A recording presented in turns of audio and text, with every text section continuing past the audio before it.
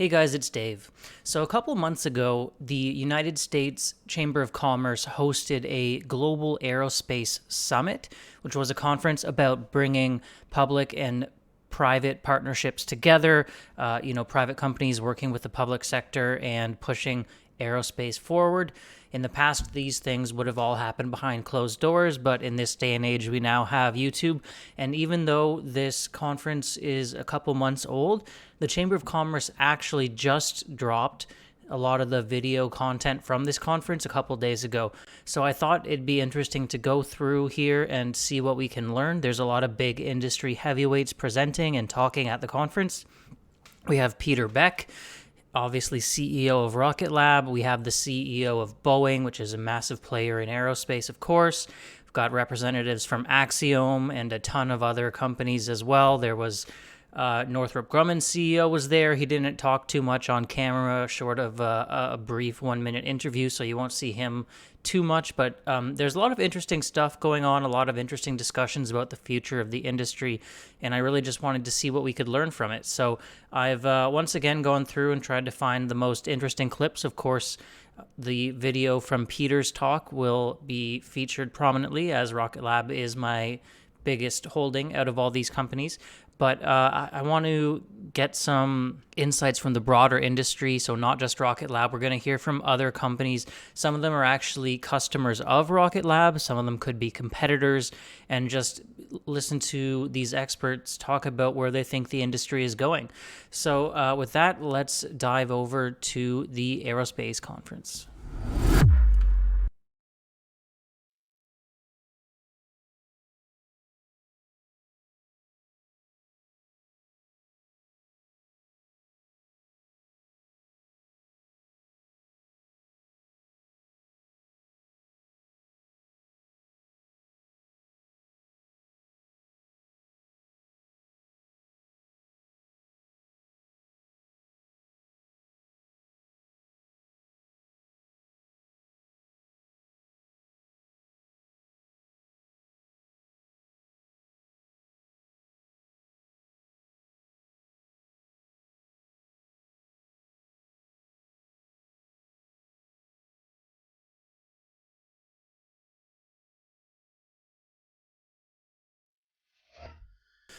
So this next talk I found extremely interesting. I never actually heard from any of these individuals before, but one of them is actually representative of Astroscale, who will be launching on Rocket Lab's Electron in 2023. So hearing about their future plans and future missions implies perhaps a lot of future launches for Rocket Lab on their behalf. So it'll be interesting to hear a bit more about that. And it's just a very interesting talk about the future of the ISS Lunar Economy. So that's between Earth and the moon, not just low Earth orbit.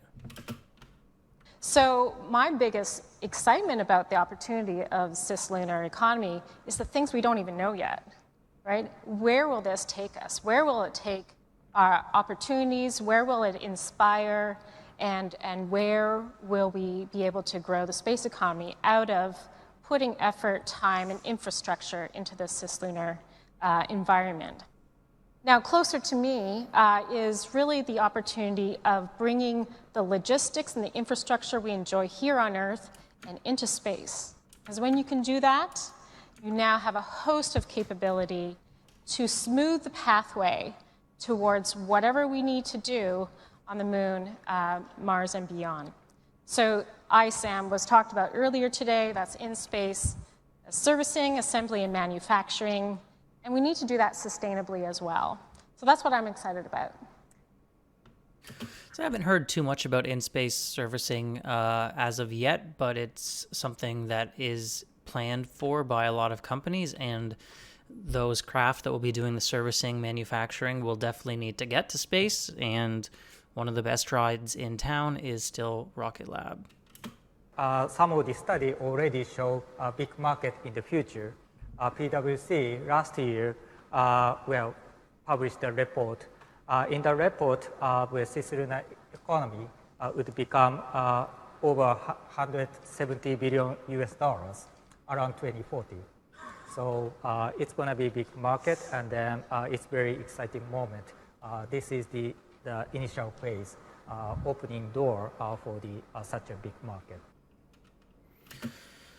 So in case you didn't catch that, they published a report saying that they expect the ISS Lunar Economy to be up to $170 billion, which is extremely massive. And even a small part of that pie can definitely help with Rocket Lab or any other company you may be interested in investing in.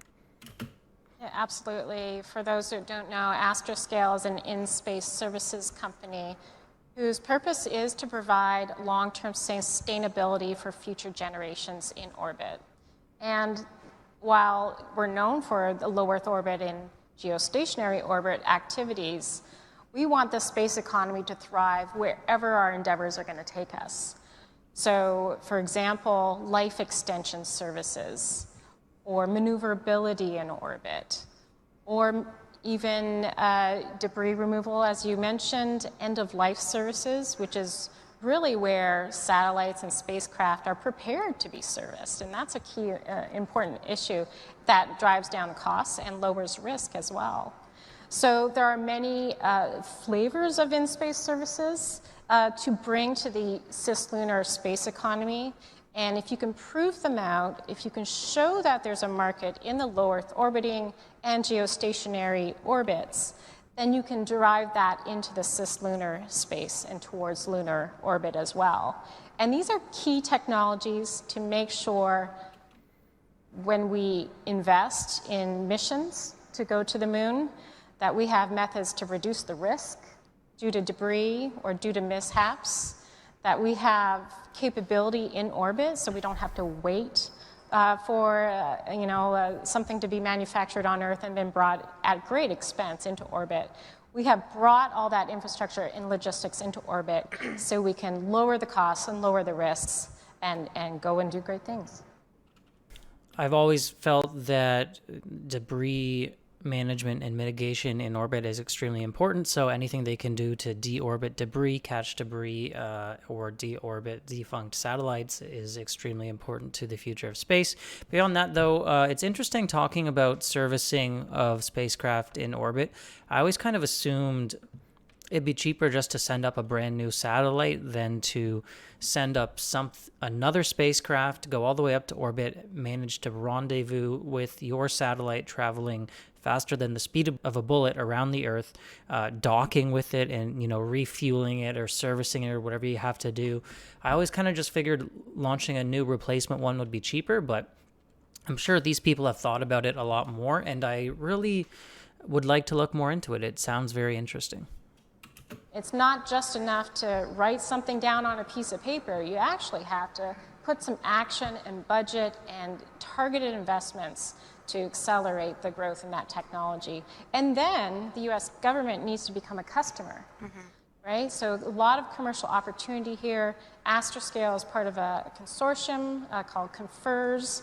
It is a group of 50 plus on-orbit servicing ecosystem players. And so there is a thriving market emerging where governments can be customers. So not only the Orbital Debris Plan, but the National ISAM strategy that was recently released is also a key document. It's a signal. It's a signal from the government that we take this ISAM industry seriously and the commercial industry seriously. We want to invest, and we want to eventually become customers. And that's what we need to hear. The next step, of course, is to turn that into budgets and actions. I had no idea there was 50 plus companies in this space. Seems like it's a really growing area, and they'll all need launchers. So good signs for the manufacturers of satellites as well as launchers in the future. Correct me if I'm wrong, but I believe Astroscale already has debris removal contracts with the UK, the European Union, and Japan, but not the US yet. Any movement on that front? Well, there is definitely some programs starting to come up in the research and development stage of orbital debris remediation specifically. Both NASA, all across the interagency actually care quite a bit about the ISAM world, where that's the in-space servicing, assembly, and manufacturing. A large-scale debris removal demonstration, however, has not been put on paper yet. There was a recent bipartisan Senate bill recently, last couple days, that highlighted the need for an active debris removal demonstration mission. That is a great signal. It's a great signal that's a bipartisan issue as well. So you're right, Japan has invested in a program. ESA has invested in a program. The UK has invested in a program. And I think it's time for the US to do it as well. So I did do a video on Kessler syndrome a while back. If you never checked it out, I'd encourage you to go back and look at the back catalog. But it's really encouraging to see all these investments being made in dealing with the orbital debris problem, and it's a good sign for the future. Okay, now we have an interview with Peter Beck on building public-private partnerships in the industry. Last year at this conference, I think you mentioned the point, you spoke to the opportunities for commercial sector to partner with the public sector. Mm-hmm. How critical are government partnerships for the future of space exploration and space sustainability? I think it's absolutely critical, and I think there's a clear kind of dividing line between things that commercial entities like us can't make a business case for. That's when the government needs to step in and do. But once there's a business case established, that's when the government should step out and allow industry to come in and provide those services at best value and best cost. But if I think back through Rocket Lab's history, it's peppered with all of these partnerships, whether it be NRO missions we've done and partnered with. The NASA VCLS contract, one of the very first launches that we actually did, was a great example of a NASA Rocket Lab partnership where we were just a little tiny company at that point. We had no proven technology at all. And NASA partnered with us and gave us a contract to launch something, which when I look back on was quite formative for the company because it enabled us to take that NASA stamp and go and raise venture capital. By the way, I don't think that blue light is very flattering to the presenters. I don't know why they did that. But anyway, yeah, just talking about how important the public sector as a customer is to Rocket Lab and the significance of a lot of those contracts in the past. I know I listened to a recent talk by Adam Spice, their CFO. He mentioned that about 50% of their business comes from the public sector, being the government, but it's actually more than that because a lot of the contracts that they do, which are not directly for the government, are eventually making their way back to the government. So they may be working for a third-party company who has a government customer, and they are a subcontractor. So it's more like 80% perhaps of their total business right now. And the great thing about government contracts is that they always pay their bills on time, and you can be pretty sure that the money's going to come in on schedule. Here in the U.S., we're always talking about kids have to go to college. You didn't go to college. You're self-educated post-high school. But given that, and the fact that you have two kids, 10 years old and 13, is that right? Yep. How do we inspire, young people to fill the STEM pipeline and sustain the growth of science and research for that community? So my pathway was unusual in the fact that I came from a tiny little town at the bottom of the South Island in New Zealand, and New Zealand had no space industry. So I was growing up watching NASA TV, and my kind of options were really limited, and my educational choices, I went and did a tool and die making apprenticeship because if I went to university, nobody's teaching me about rockets. I understand the principles here, but the bit that I was lacking is I needed to build these things. So I followed a kind of a non-traditional career in that sense. But as I kind of think forward, we have a real talent shortage within the industry.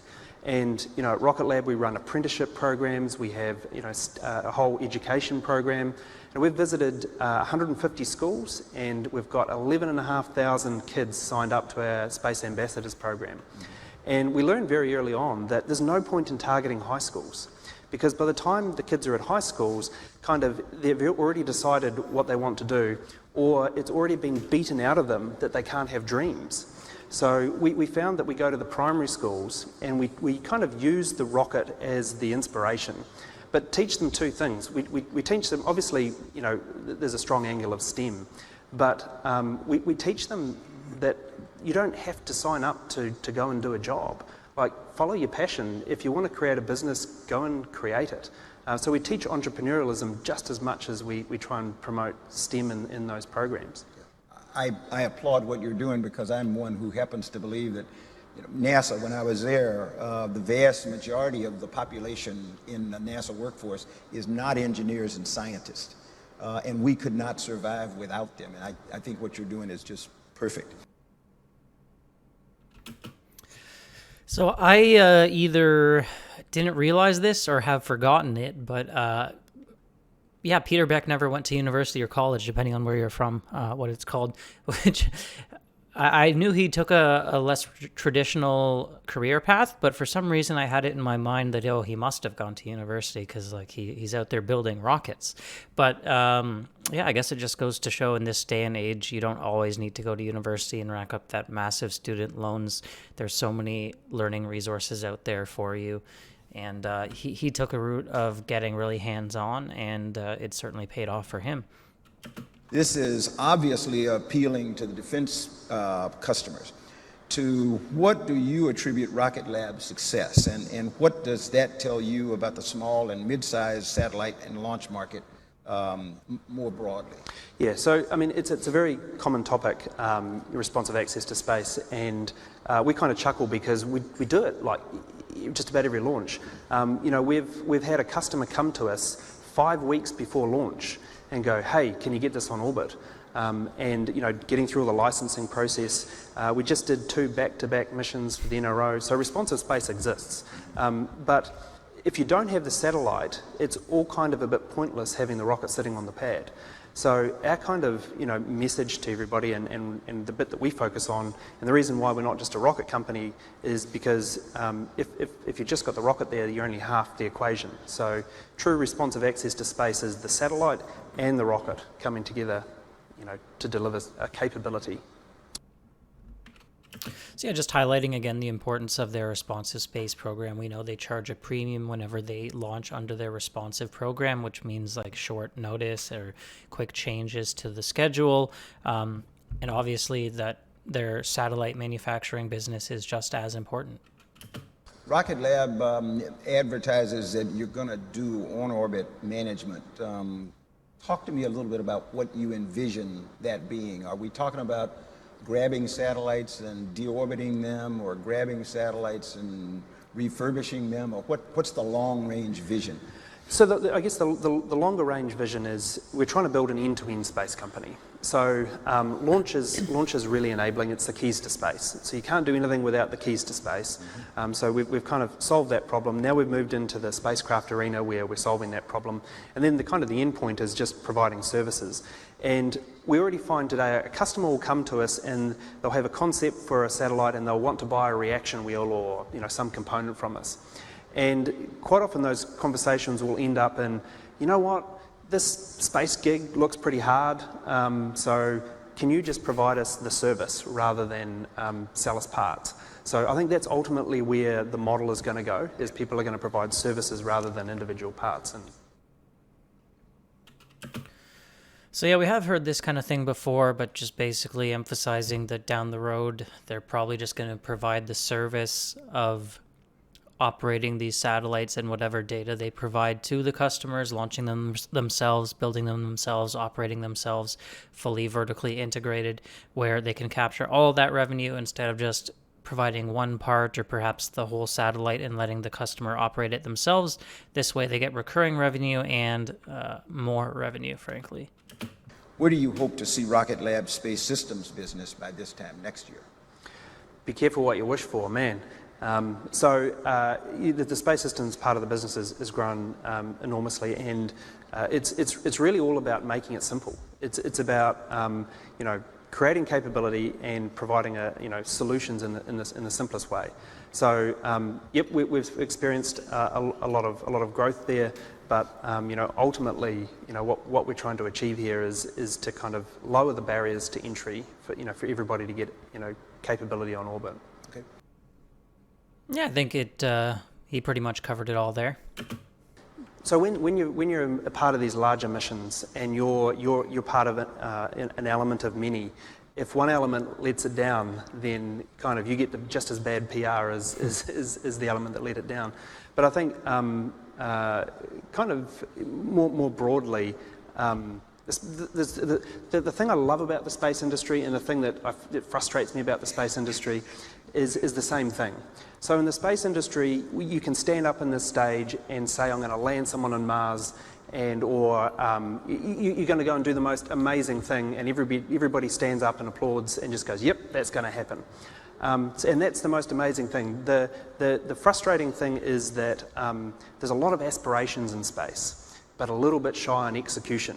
And it's great to have these hugely ambitious dreams, and we all love it. But one of the challenges is that at some point in time you have to execute in space. Space is not easy to execute in. Gotcha. So the question on this one was about frustrations with the space industry, and obviously talking a little bit about the capstone mission there, where they're kind of getting bad PR, even though it's not their fault that the spacecraft is having problems. So they delivered the craft successfully to orbit, and then their Photon performed 6 or 5 maneuvers to send it off to the moon before they separated. After that point, there's another company running the show, running this little capstone spacecraft. And now the spacecraft has had several problems, and it's been in the news. And a lot of people just connect that with Rocket Lab because we launched it, even though it's really not their fault. And then on the other side of things, he's just kind of saying how a lot of people go up on stage and have these grand visions, and then they don't really execute. They have problems. I think we all have a few ideas of the company he's referring to there. 10 years from now, how big will Rocket Lab? How big a rocket will Rocket Lab be launching? Yeah. Well, we've got the Neutron vehicle, which is a pretty significant vehicle. It's 13 tons to low Earth orbit. 10 years is a very long time horizon in Rocket Lab. It's often joked that 1 year at Rocket Lab is like dog years. It seems like many more years.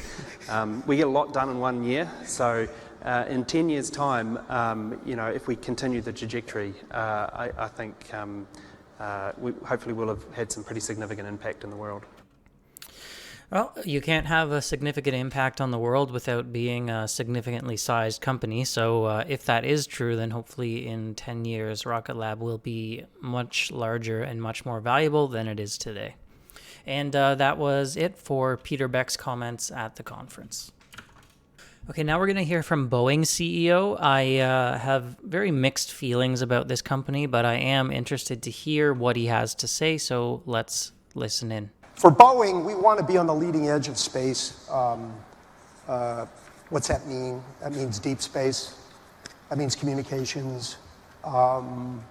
We are a little more defense-oriented, although we like the commercial side of it. I don't think you'll ever see us doing pure commercial races to space for public consumption. But we like to be on that leading edge, and I think we are. And as you know, we have this SLS rocket, and while some may be frustrated that we had sort of two delays, this is what this industry is. We delay. If it's not perfect, if everything isn't lined up exactly the way it needs to be, you delay, and our teams are very resilient on that front. And then you wait, you get it right, and then you launch. And we're very close to that. Hopefully before the end of this month, we'll be up there with our SLS rocket, the biggest rocket ever to leave this country. This will be pretty exciting. I don't know if I fully agree with that, like where he says, this is what this industry is, we delay. I think they're a little bit too okay with delaying for my taste. SLS still hasn't launched clearly, and this was filmed a little while back, so they are once again behind schedule. Interesting to hear that they are probably not going to be competing with the Blue Origins and Virgin Galactics of the world in taking private commercial customers up to space. Looks like they're primarily going to stay defense and government oriented, which is still a big market. Starliner, our first moment on Starliner where everything didn't go perfectly, the amount we learned having returned that ship to Earth. What we learned in that whole process, all those thoughts about how we could maneuver and what we could do to get it back, we exercised all of them, real time. So while it wasn't a perfect success, the learning was immense. And we had the successful mission here on the last round, and we're as ready as we could possibly be for a crewed version. Yeah, don't get me going on Starliner. It's had so many problems. If you're an investor in Boeing, it's probably not because of Starliner. You're probably more invested in their aerospace and defense type stuff, you know, whether it be their airplanes or what have you. But looks like it will finally start launching fairly soon, hopefully, at least for the U.S. government. So you brought up defense. Talk about investments there, opportunities there, technology there. What's coming? Well, I think defense, I'll just comment first, because like all of my counterparts, we try to talk to everybody on the Hill that we can possibly find about the need for more spending.